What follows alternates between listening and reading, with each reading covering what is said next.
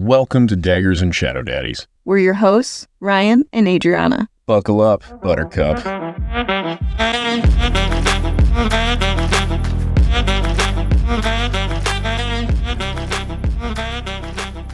This is a reread of Fourth Wing and Iron Flame as we prepare for the book Onyx Storm. This podcast is all vibes, no facts. Spoilers ahead. One of us cheated on Xaden, and it wasn't me. If there was a cat in here, I would look at it in astonishment. How dare you, cat? Somebody went to an old book, and it has influenced their thoughts and opinions. Okay, this did happen, but it didn't happen the way you think. Okay. It's not what it looks like.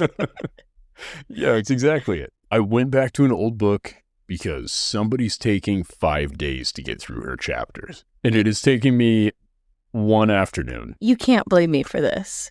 I can. The slander? You're listening to music instead, and here I am absorbing the book, doing what I need to do. The amount of slander that is still in this upcoming episode is wild. Post cuts. Post cuts.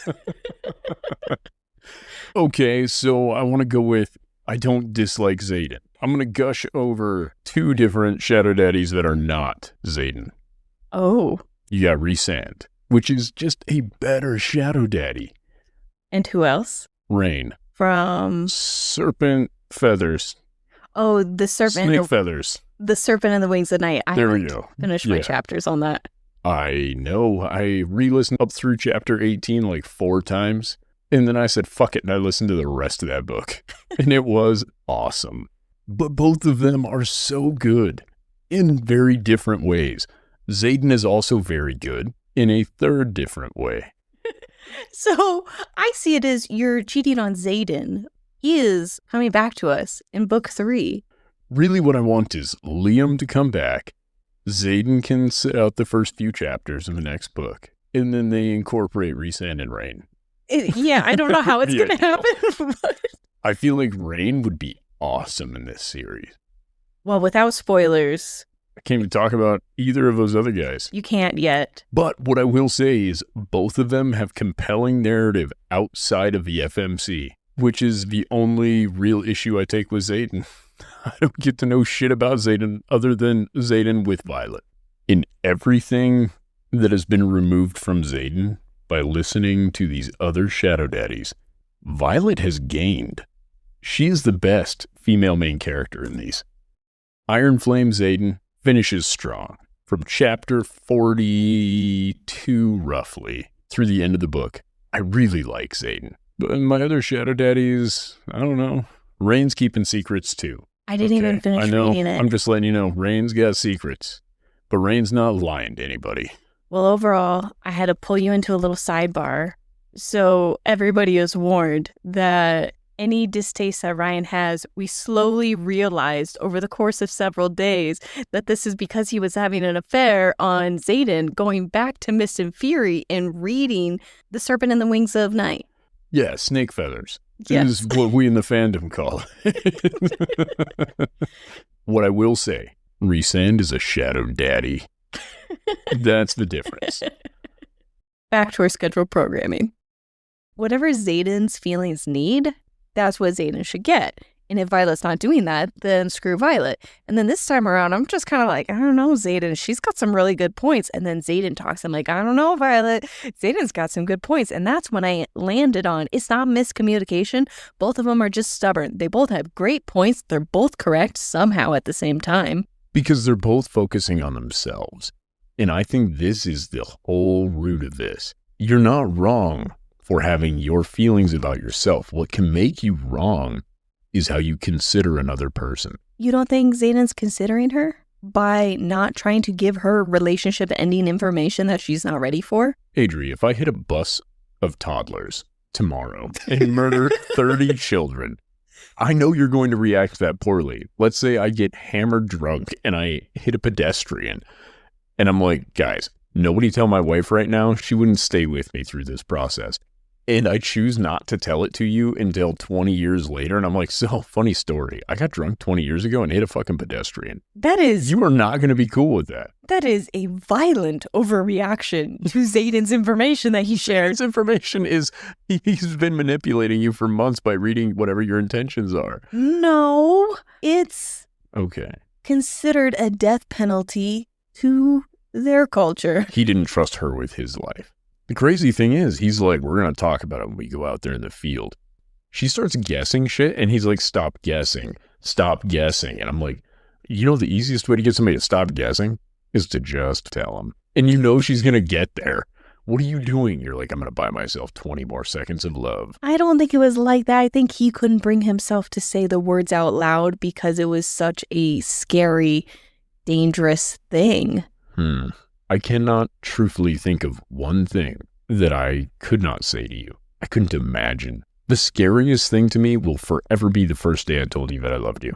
I'm just thinking that if you were to come out to someone you love in a world where it's a death penalty and there's somebody that you supposedly trust with everything and trust your life with already and your whole heart, and you have this mental connection. You have all of these things. And you know that their intention is to be with you and to see through these flaws and find ways to express their love for you.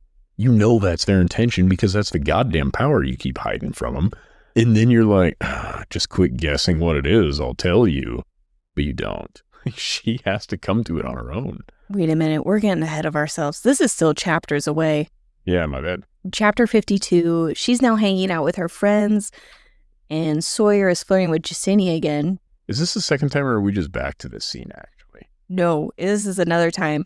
Because in this chapter, she asks Aaric if he can read Old Lucerish. And he's like, no, you got the wrong guy. You should probably learn who the first years are, Violet.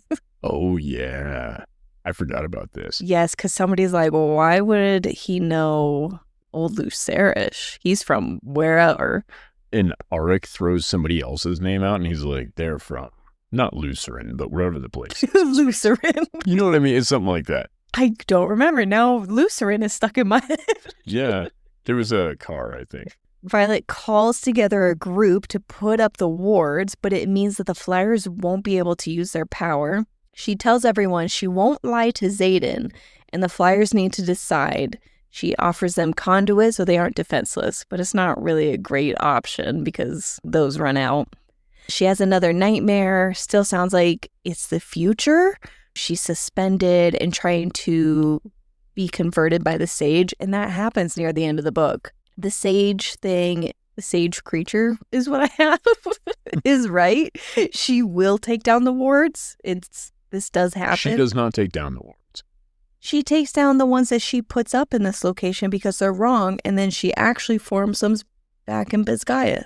So they never get real wards put up here. This is a pedantic note I'm going to go on. Oh. They never get real wards put up here, right? They kind of have a faux ward thing that temporarily affects the venom. It kind of like stuns them, mutes everybody's power. Yeah, it adds some stability to things, but it's not really wards. They go to Navarre, and the only reason they end up putting up that ward is Jack Barlow takes the fucking wards down. You're right. And then Violet puts them back in place. She never does take them down. Nope. So I would argue this sage did not see the future correctly. And neither did Violet if this is a future thing. Yeah, I don't think Violet's second signet is precognition. But if that is the case, I will eat crow. Because yeah, I thought it was like goodness, I have no clue what these dreams are. There were so many great explanations, and I still got lost. I think the sage is meeting her in her dreams. Her and Xaden. Yeah, why not? They do end up having squad games in their new little school. I remember asking this question, are they having these little war games? They do, to find runes or something. I don't really trust that note. Boxes with imbued rune things on it too, kind of like a Easter egg hunt. Yeah. Eggs emanate some form of magic. And was the point of all of this to improve everybody's skills of finding them? Like the dragons? It was a team situation. I think it was more about Can we deploy in these small groups and everybody behave as a team? Okay. And then there was the odd interaction between Imogen and Garrick. Supposedly, Imogen has this crush on Garrick. This is their first time speaking to each other, is in this chapter. That Jesinia was allowed to remember. Garrick says, "Good to see you, Vi," as he walks by, tapping me on the shoulder. "You definitely need to make him tell you about the venom he took down in Drathus." And she obviously is upset because his life was at risk and all these things. Xaden glares at Garrick. "Thanks for that, asshole." Garrick replies, "Just doing my part to help your communication skills thrive in a stable relationship." Garrick turns and walks backwards, lifting his hands in a shrug. "Like you have any room to talk about a stable relationship," Imogen counters from behind him. "I'm going to skip the obvious pun to be made about plenty of mares in my stable," Garrick flashes a grin, "seeing as I'm no longer a cadet but a mature, responsible officer." That's the first time they talk. It was a little flirtatious. It sounded aggressive. It almost sounded like... For it's into mean women, I can tell you that's flirtatious from mean women.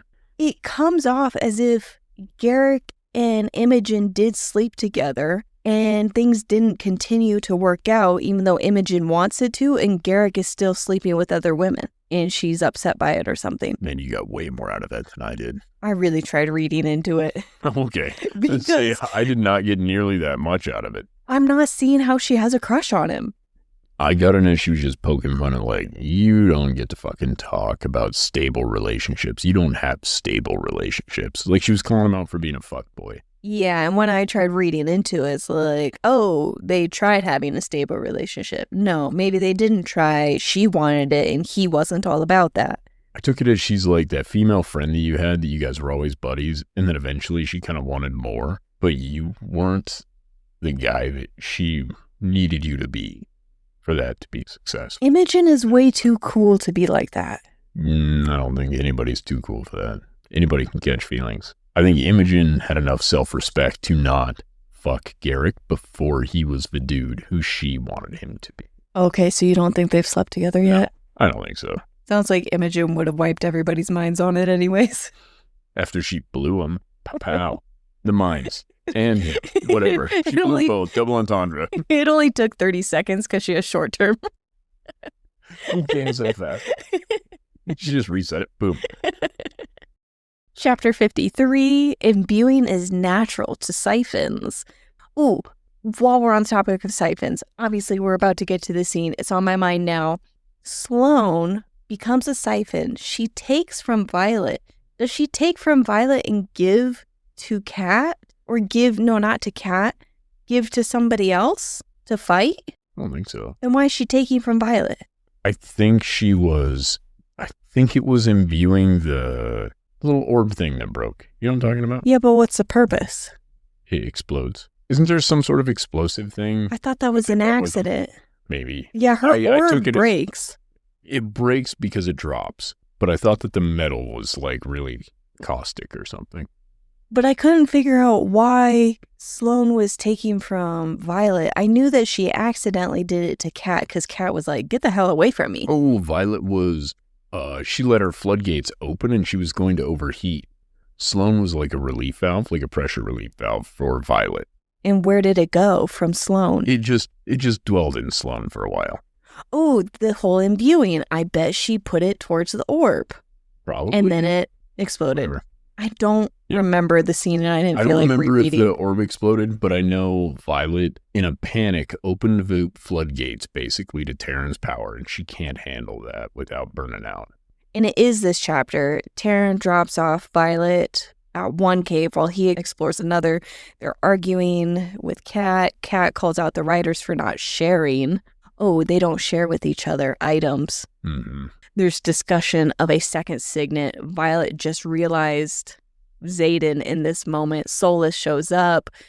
Viscia didn't make it is my note. But when I tried looking up Viscia, she died in Fourth Wing. So I don't think I got that name right. It's something similar sounding. I just couldn't Google it. And I think this person only existed very irregularly. Chapter 54. And Darna is protecting them all from the fire. And I think this was such a good scene because she's wrapping her wings around them and all of them have to hold their breath and they're trying to get the timing all right. And I liked the detail of don't breathe. Yeah. Scorch your lungs. Yeah. I liked all of that. I want to bring something up before we get too far from it. A siphon kind of works like a transfer pump. You are taking something from one place and putting it in another place. If you're siphoning fluid from one container to another container. So a siphon could take from point A. If they are point B, I'm going back to my line thing. I did this earlier. If we have a line and we have the point furthest to the left is point A, point in the center is B, point furthest to the right is C, siphon is point B. You take from point A and you could go A through B into C, or you could just take from A and into B, or C and into B, or C all the way over to A, as long as B is the common point. But it must take power from her own dragon to be able to do this. So is she also giving power to, as part of this flow? The dragon? No. Is Sloane using her dragon's power and also channeling it?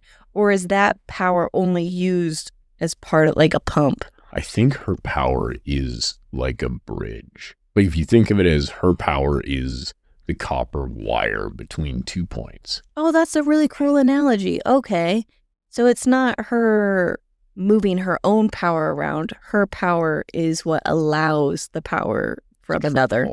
Yeah. Yes. That's a really cool analogy. Indarna protects them all from the fire. Sloane is draining Kat's power, breaks the orb, jabs it into Solus. These are terrible notes. Darcidius method is what's used to shock Solus, I think, with what's in the little stab scale thing. Yeah, because remember, the orb is, her power is attracted to the orb. So she can Darcidius her way into blasting that dude. Indarna killed Solus and she earned her scorpion tail. Yeah. They go back to Horatia. Xaden is upset that he risked her life for Kat, who is third in line. Xaden is not wrong. He's like, why the hell did you do that? She's like, she is next in line. Violet comes up with this whole backstory of why she needed to save Kat, rather than, I just did it. Yeah, she didn't need probably to justify it to the extent she did. Because her justification sounded like BS. She's like, but if this happened and this happened and this happened and this, I was like, come on, Violet, you just did it because she's a person worth saving. I don't think it's super long. She's third in line for the throne of Poromil. That's not that far off, especially at the rate these motherfuckers seem to be dying. Her sister would be second in line, if that's the case. So first in line is Dracarys, goes from there to Serena, and from Serena to Kat. Serena's a fucking griffin flyer too. She could die at any given moment. Dracarys has no family. It's brought up that he has no children or anything. Sure, but so I'm with Xaden. It'd be a major scandal if she died. Xaden's whole thing is, I would handle it. And it's like, Xaden, you just brought up that you couldn't handle all the goddamn venom coming. I don't think you're going to take on all of Poromil. I don't think they're going to be like going after him. I don't remember what her excuse was. I just remember like rolling my eyes, like, come on, Violet. This isn't a good excuse. She's third in line, and then they would come after Xaden. Yeah, it was something with Dracarys or whatever. And I was with Xaden, where he's just like, she's literally third in line. This is dumb. All right, fine. You be with Xaden. I'm a little bit with Violet on this one. I'm a sympathizer. Chapter 55. Xaden starts a conversation about Violet's mom and him, and having a conversation about their communication. This also confirms back several chapters where he doesn't want to give her information that she wasn't ready for and let her take down her own walls. How convenient. Great job, Xaden. Again, when I accidentally hit that pedestrian, you're going to have to ask the right questions. Again, and you're not this wrong. Would be that big of a deal if he didn't say, and everything you don't want to know. If he did not offer it freely and then add conditions, I wouldn't pick this apart. He didn't back out on telling her what she asked. Well, he did eventually when she said, "What's your second signet?" She asked that directly, and then he's like, "I don't want to tell you." And then she's like, "Then I'll guess." And he's like, "I don't want you to guess." And then she just keeps guessing until she gets it right. And then he's like, "Oh." sad puppy noises. You quit loving me immediately. And she's like, don't fucking read my feelings. We've been over this. But the other thing being, her response of don't read my feelings in that moment fucked me up. Because her feeling wasn't that she didn't love him anymore. But she let him go ahead and believe that. We've talked about how she's done this in the past, though. I think there were 2 other times where she lets him think this. Sometimes she's cold. But I would have done the same. I want you to learn a lesson. That's pretty crappy of her, I guess, if she's doing it to teach him a lesson. Yep, it is. When I say it out loud, it does sound pretty problematic. I have several notes on this chapter. I hope that some of it makes sense. She calls him out for saying he won't be entirely truthful for her. She's not wrong. She did ask about the scars last year. He says he can't change the past. He calls her out for not forgiving him for it yet. I don't think he's wrong either. She questions how much else could there be, which is a great question. We've asked ourselves this. Are there more, I guess. Are there going to be more secrets in the books to come, or do we know all of Xaden's secrets? He and Kat had a child. Oh my God, that would be horrible. That'd be so funny. It's in the 5th book and a 12-year-old comes knocking on their door. It's not Kat, it's some other girl. It's just some boy with a bunch of silver scars. Papa? Why would his kid have scars? That's how you know it's his and not Bodhi's. Oh my God, if that's a cultural thing. Silver scars? Yeah. What culture? Xaden's the only character with 107 of them. Are you saying the silver part is... I'm saying the kid comes up all hacked of silver scars. Like his daddy. No. Oh, I'm sorry. She calls him out for him making her ask questions, but he wants her to demand it since she's too scared to get answers she doesn't like. So then he blatantly says what I finally concluded. It takes being told to my face to understand the whole point of what people are doing. I couldn't suss this one out all by myself. You got this. He goes into the battle axe analogy. I didn't really like this. It was very confusing. I was following along, and then he's like, there's an axe in the armoire. Are there more, though? Yeah, there definitely are more. Literally one more that he does not tell her about that we learn later in this chapter. But I mean, like, more after that. I wonder if even he doesn't know about his mom's stuff. Oh, I think that's entirely possible. I think Xaden's got to be about out of big secrets, you would think. I think so. Unless he also had a relationship with Brennan. Mira's the one who taught me to eat poos. No. Secret number 5. She actually asked him directly, do you know secrets about Mira? And it was odd that he didn't say no. There was just an odd little moment of how he responded. It came off as deflecting. Yeah, that's what I'm saying. He cannot keep using the excuse that you didn't ask the right questions if she is asking direct questions and you aren't giving her direct answers. But now I'm even proving my point that I'm super suspicious of everything that Xaden is saying because he's not so honest or maybe not so forthcoming. Is that your point?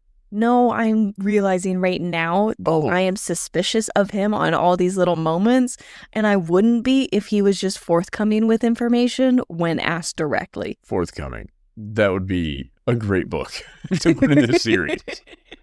I think Xaden's a great character. He is not a flawless man. He's a nice guy. Nope. He even points out he's not a nice guy.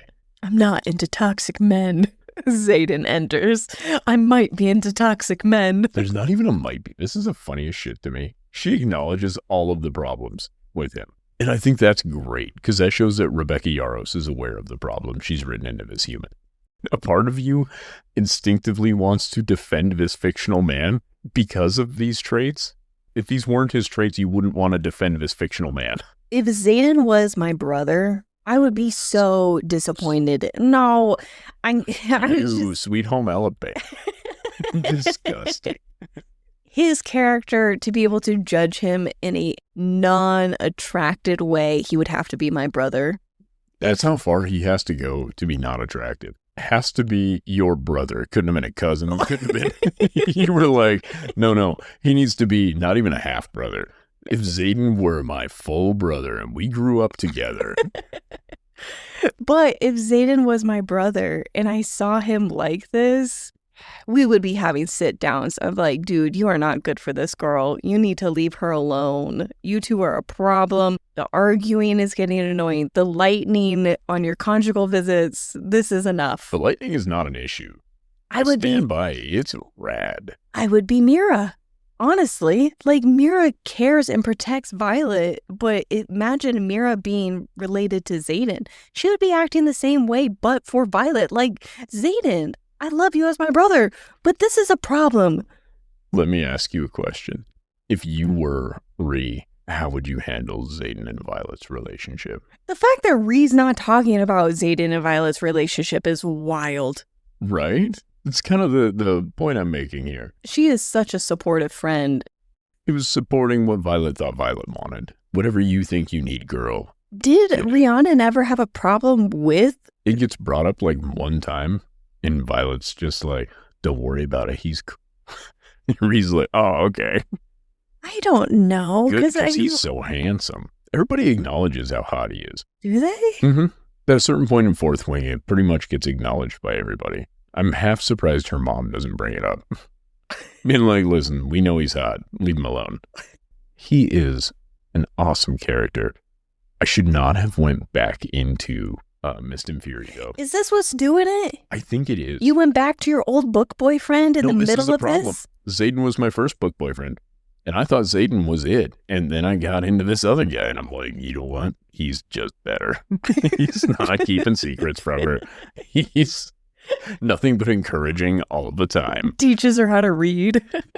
He prioritizes her thoughts and feelings the entire time. Like, does he do it in weird ways sometimes? Yeah. And do I like him in Akatar? No. In Akamath or whatever?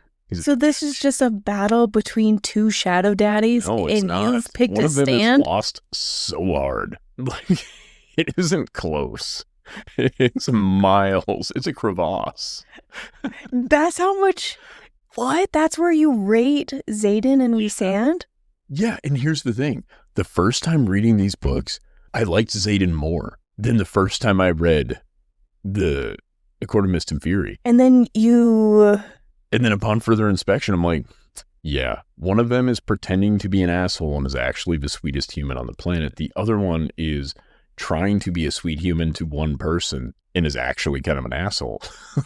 I still can't get over when you pointed out that Xaden must be the biggest asshole to not have women fawning over him everywhere he goes. I think I've found it. And it is, I'm ruining it for you, and I feel so bad about it because it is changing the way I see him. Oh, you weren't ruining Xaden for me. Oh, good, because I would feel so bad. Because I'm like, man, this has really changed things for me. Because as I'm reading it, I am falling every single time. And then you kind of tear it down a little bit, and then I read another 10 chapters.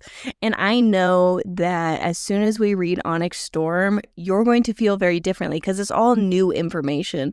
Yes. A lot of doing a reread is mulling over stuff that we already know. So there isn't this eagerness to the same degree as a fresh book. And there are moments in this where I totally get it. Because to be fair, I am mostly kind of devil's advocate a little bit with Xaden because I really do like Xaden. You're like, I'm here for the dragons.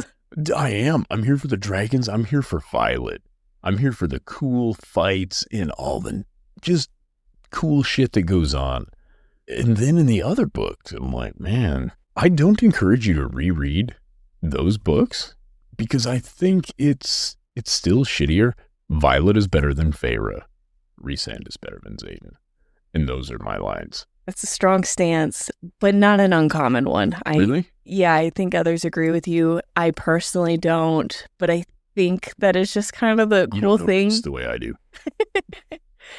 I foresee us being completely different in our Onyx Storm takes than our reread. I do agree. I can see where we are very eager. We're going to be a lot gentler on a lot of them because we are looking forward to seeing how they're going to behave rather than, I already know how you behaved in this situation and now I'm analyzing it. I almost think I'm a bit angsty about this book because I just want the next book to be here. Chapter 56. We have definitely discussed a lot of this one already. Violet sets up the wards. They are successful, but there is no flame. They go to the cliffs. You have a little note here. Tairn is 12.5% faster than Sigale. Yeah, it's important because they're going out to this place. It's normally a 2-hour ride for Tairn. They shave off a little time. He's flying faster than he's ever flown before. He's constantly breaking PRs, right? Third time this book, I believe, that it's been referenced that faster than Tairn's ever flown. I think Violet might just be better at holding on. Tairn's finally like, okay, I can flap my wings a little bit. Let's get after it. And they arrive roughly 15 minutes before Sigale and Xaden do. Yes, that's right. That's where you got the 12.5%. If it was a 2-hour trip, they're 15 minutes there before. That's an eighth. And 1/8 represented as a percentile is 12.5. There is a slow build to Xaden's confession. He brings up how long does it take to fall out of love with someone. I thought this... Xaden doesn't confess. Don't say Xaden's confession. She asks him blatantly, and he refuses to confess or even admit it. She has to guess every other goddamn signet. He mind-vibed it to her, so it's his confession. She said, oh my God, you're an intrinsic. And he said, less than a minute. That's his way of admitting You are it. such an ass. No, I'm not. This was such a good chapter. It was so sad. It was a great He chapter. knew it was coming. He couldn't bring himself to say it. And Correct. she's prying it out of him. She didn't. She did not pry anything out of him. All she pried out of him was his begging for her to not guess. Which she's really into. Yeah, she loves him begging. She loves men begging. And normally he likes her guessing. He likes to leave them guessing by not telling them things directly. It was a great chapter. I thoroughly enjoyed this, but I will not let you say some shit like his confession. It didn't happen. This is Bill Clinton admitting to Monica Lewinsky's stuff. No, that's what happened. He straight up denies it and then says, ask me directly what it is. And she's like, fine, this is it. And then he's like, oops. I know I still haven't tell you. I was just picturing him on the verge of tears, and he's like a kid again. He just feels vulnerable. I think that's all possibly true, but we don't care about him. We care about Violet in this moment. And the real emotional part, especially on the reread, is Tairn and Sigale in the background. Thank you. Sigale kept this shit from Tairn. Yes. I am pissed. At one point, as Violet is talking, let me get to it, actually. I think I'm jumping ahead a little bit. He asks her, how long does it take to fall out of love? He answers her thought. It kind of messes with me a little bit, intention versus straight reading. If they're pictures, how do you answer a picture? Some people intend very clearly. She's picturing like, is he going to hurt me? No, he would never do that. I think that's what was going on. I'm just picturing it's Violet with a little question mark over her head with Xaden with a knife or something like that. He's like, I would never. He can't read her intentions. Her shields are up. He answers her thought. Yeah, that's... And I think she even says, I didn't think I said that out loud. It's through their bond. That's not him reading her intention. All right. Okay, that would be... Because he specifically addresses that he can't read her intentions while her shields are up right now. I thought she put up her shields after she found out. She's like, putting the wall up. Okay, you could be right. Don't know, doesn't matter. My emotions were somewhere else. No distant wielder in centuries. Which does point to Violet being a distance wielder. Yeah. Other than that was your theory because she ran kind of fast. And if that ends up being correct, I will make you the most delicious treats. Just put a bag of Kit Kats in the freezer. I will make you tiramisu and surround that bad boy in Kit Kats. There hasn't been a distant wielder in centuries. That seems a lot more obvious, and I thought it at the beginning of this reread because this moment, and when she is running down the hall to like the wards or something like that, she got somewhere very quickly. Yeah, she ran kind of fast. Which Like, I thought she still was find just skipping, like she was skipping ahead, like little jumps, and she And- wasn't aware. Again, I think you could potentially be right. We're going to find out this next week because that's in these chapters. I think it's chapters 64, 63. That Yes. happens. And next week, we have to lock in our answers. Not our answers. We have to lock in our guesses. I don't even remember half of yes, it's fun being honest. You just got to pick I one. do everything by the seat of my pants. Xaden says, "You've always deserved better than me, and no one knows, or else he would have been dead." Tairn starts to face Sigil. This is when he rotates. And he's having his moment of realization. And Violet slams her shields up from Tairn because she can't handle his shit on top of her shit. Yeah, because he starts overwhelming her with the feeling of betrayal, and he's crushed. And it's so sad because the way that we've talked about Sigil and Tairn's relationship, this wouldn't happen. No, here's the thing. This could still happen. I think this is so perfect as far as the way it's written, but it pisses me off to no end. There is no such thing as perfection in a relationship. They are as close as we have been given in this. I am devastated. Every time we've read this, it devastates me because I expect more from Sigil. This is some Xaden Riorson influence. He is a bad influence on my dragon lady. No, what if this all kind of comes back around to why Sigil doesn't like Brennan? Why? What? We don't know. Help me.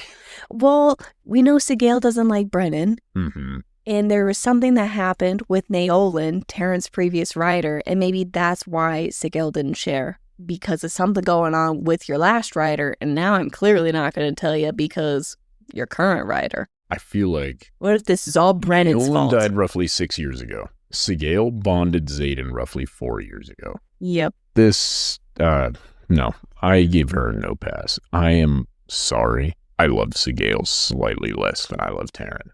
My heart breaks for Tairn in this more than anybody. And for Violet. Fuck them. Because Violet was owed this level of honesty. You claim to love somebody and value them as much as he does. To not share this with her proves that he actually didn't trust her to the degree he said he did. How do you tell her? How do you have these conversations? What? I didn't really see a You take a clear... moment when you guys are having sex. You walk into other rooms and just have sex, right? Walk into the other room. Be like, hey, I need to talk to you about something. It's weighing heavily on me. And you start with, I'm going to tell you something. I cannot leave this room. It may damage our relationship, but our relationship cannot be honest and moving forward without giving you this. And then you give them that information. That is how you do it. Xaden has so many secrets. How do you just like come forward? You know, I mean, I'm maybe just going pick the to... big ones. I'm clearly just going to defend Xaden to the bitter end I on know. all of it. No matter what is thrown at me, I will defend it. That's all this is. All I'm saying is it's these moments that make him seem like a shitty Rhys-Ann. All I'm saying. This is what you get for re-listening to Mist and Fury. God damn it, he's good in that. Fuck. You know who the best Shadow Daddy is? I'm going to really start some shit. Spoilers. Asriel is the ultimate Shadow Daddy. Period. He never talks. Yep. He's perfect. He shows kindness. He's not boisterous. He's not out there to prove he's the biggest, baddest badass out there. He is silently incredible and supportive and gives... I'm not going to name the other character because I'm not going to spoil an entire another book series based off of this, but he gives her everything that she needs, nothing that she isn't asking for. And isn't he actually the literal Shadow Daddy in that series? He is literally a Shadow Daddy. Well, he's not literally a father. He's literally a Shadow Man. Well, back to this. He's got his own fucking wings. He doesn't need a dragon. Anyway, go ahead. Tairn and Sigil, they have their moment. He clarifies there's differences between his signet and their bond. Oh no, this is me asking. What are the difference between him using his signet and their bond? There is a lot of overlap going on between the sex scene and she's hearing his thoughts, his signet reading intentions, their bond talking to each other. I don't think that his signet actually changes shit for him and Violet, to be honest. It doesn't. If her shields are blocking out his signet, then it's the same difference. He can literally read her thoughts. He can't read her thoughts. Well, he can through the bond when that's wide open. Yeah, maybe when it's wide open. Maybe that's what happened in chapter 48. Their bond was wide open? Well, I'm guessing, unless she had him cut off for some reason. Their bond, their communication being open isn't like trickled in and out. Their communication is the same as her and Tairn's, other than Tairn can stop her from communicating. Tairn has better shields than she does. Yeah. Which adds up in this part. Because when Tairn throws up his shields also, it prevents everything flowing between everybody. Oh, yeah, because after this whole thing happens... Did I answer your question before we move on? I think you did. That's just my opinion. I'd like to add I don't have any. Yeah, they are so intertwined that you're right. His signet really doesn't matter. No. At all. They're very intertwined. Violet says to him, "My love isn't fickle, so you better be ready to answer all of my questions." Hundreds of wyverns show up. Xaden says, "Even if you don't believe anything else I say, believe that I love you." Tairn then jumps in and says, "Do not speak to her like death is an option," and shields her from Xaden. I think he even blocks out Sigale. Yeah, he fucking cuts the two of them off. He just encases he and his girl, and he's protecting his little daughter. And it is so beautiful and perfect. And Tairn is all of my love again. And all those theories out there about him dying? They can blow me. I don't believe in any of that, and I have yet to have seen one of those theories, and I won't. I don't know. I don't want to hear it. You've already told me that if that happens... It didn't. That book series ended just before that shit happened. Exactly. I don't give a shit if it's chapter 2 of Onyx Storm. I will not read the rest of that book. The reasons that I don't think that'll happen is that authors have test audiences. They have a group of people that they tested this on. And I am holding out that they picked a good test audience who advocated for us if there is a version out there where that was tested. Name somebody that... Exactly. But you know what? Liam made it through, and that fucking bugs me too, but not today. But it's the first series. I mean, it's the first book of the series, though. Mm-hmm. Their test audience on the third book, they would have had to read book 1 and 2. I don't even know how they vet that. We wouldn't pass a test. If it gives a questionnaire of random information, I wouldn't fucking pass it. I'd just be like, fuck Xaden. Devera's got peen power. They're like, I don't think he read this book. I don't know if he knows how to read. What's going on with this guy? None of this happened. I don't believe he's literate. A wyvern tests out the little shield thing. It falls. And Tairn says its heartbeat ceases. He unshields them for a moment, too, to inform Xaden and Sigale. Right. Because they're going to check it out. He's like, the heart no longer beats. And then they get back, and Melgren asks for a meeting, and no more than 2 marked ones. Serena can still wield, and that is the end of chapter 56. I love the way that whole thing worked out. Because Violet walks in expecting a hero's welcome and just the biggest fucking party anywhere. And instead, it's people are happy, but sort of melancholy. I didn't think I thought she came back still pissed. Well, she's mad at Xaden. Yeah. But not in general. She's pretty fucking stoked that they didn't just all get murdered. I think she's battling a couple different things. Okay, yeah. Xaden seems only concerned about them in this moment, I might add. Xaden's like, we gotta talk. And she's like, yeah, don't worry about it. We'll talk later. Get him out of my face for now. I don't know. I am with Violet on this. The last thing I want to ask is it seems like a bit of a paradox that happens with Melgren's signet. He requests for a visit, no more than 2 marked ones, and Violet even kind of points out this paradox of, well, clearly we don't go with 2 marked ones because he wouldn't have sent the request if we would have sent more than 2. I think what Violet said is if we happen to break out into a fight with only 2 marked ones there, we lose. Oh. Okay. I think Melgren's signet is seeing the outcome of battles, but it may also be that he sees the possibilities of those battles. Does that make sense? Not necessarily straight up precognition, but as to the conditions under which they would succeed if there were to be a battle, like a simulation. Who is the guy in the Marvel series? Doctor Strange. Doctor Strange. Doctor Strange can see the outcomes of all these things. Yeah, I think he time traveled, weirdly. Doctor Strange's deal was weird. I think he was like mentally linked to all the different universes, so he actually experienced where you would have these offshoots. That was right, because he was trying to figure out, it was in Endgame, I think, what were the chances of them succeeding. He's like one in this many. Yeah. And it wasn't necessarily projected. Yeah, but it wasn't necessarily seeing the outcomes, all of them. He was able to see into the future of all the universes. I might add, when Melgren and them are requesting the meeting, because they really need to have a meeting, they don't know that your words aren't perfect yet, right? You have all the negotiating power. You're not the one requesting the meeting. They are. They want something from you. So I would be like, listen, I'm going to bring however fucking many marked ones I want. We're not going to fight you. And get the Empyrean to endorse that agreement. Because you also have this third party that is, for the most part, kind of impartial, right? The Empyrean is split between which way they went. But the dragons don't seem to want to fight one another. So have the Empyrean be the vouch for, our goal here is not to fucking murder anybody. We'll just have our meeting and discuss things. I forgot that the Empyrean was the dragons and not Navarre. Another name for Navarre. Fair. You see what I'm saying? I do. I think diplomatically, you could leverage that for your honesty. Because then that's the WMD of the whole situation. Yeah, because I wish we knew more about the Empyrean, how they feel about this whole split and splitting from your den. Yeah. They had to create a separate hatching ground.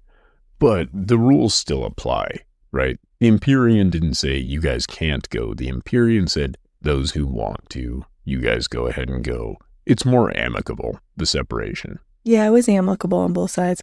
Well, that was my only question, was kind of diving into the paradox that was very confusing to me. And I really like the idea of Melgren's signet seeing all the possible outcomes. Yeah, like potential outcomes of battle. That makes his signet way cooler and makes way more sense if he sees multiple options and he can choose from them per battle. And that's, again, I'm just assuming. Otherwise, what it would need to be is just precognition for battle. That's way cooler. Okay, that makes sense why he's a general now. It just took me a long time. But when I kept hearing the outcomes of battles, This is a theory. Again, I don't know anything. I'm just guessing. I don't think it's clarified, but it makes a lot more sense rather than here are our battles and this is the outcome to each one.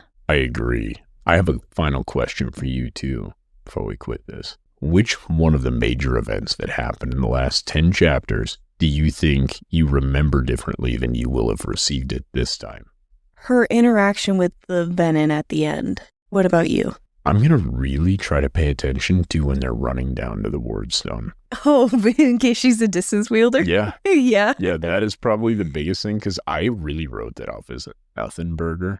Until it sounded so obvious in her guessing signets. And he's like, oh, please, we haven't seen one of those in centuries. Would you say 6 centuries? Maybe 650 years ago, one might say. Lord. When is the last time we've seen something so unique? It's a distinct possibility. And I'm really enjoying the idea that, number one, that we're so close to Onyx Storm now. And I'm going to try to approach everything I see now with Xaden in a more positive way for next week. Because I do see that I'm probably pretty hard on him this week. And these are tough chapters if you have any inkling of being tough on Xaden. Because these are not chapters that you could easily champion for Xaden. I can't imagine you're the only one out there. And especially when you're comparing him to your other book boyfriend. I'm sure there's other people doing the same thing. Yeah, that's the thing. Xaden's a good book boyfriend. Reese is a shadow daddy. Stop it. I love you. I love you. You're my bestie. You're my best. It was a great time. We had fun. Now get out and go live your life. No, wait. No. Thank you all for listening. We appreciate and love you all. Please follow us here, TikTok or Instagram at Shadow Daddies Podcast. And then go live your life. Bye. Bye. Get out. We're done. This was Daggers and Shadow Daddies. Now it's my time. Toodaloo. It was fun for us. I hope it was fun for you. But that's all we've got. Goodbye. Come back in a few days. We love you.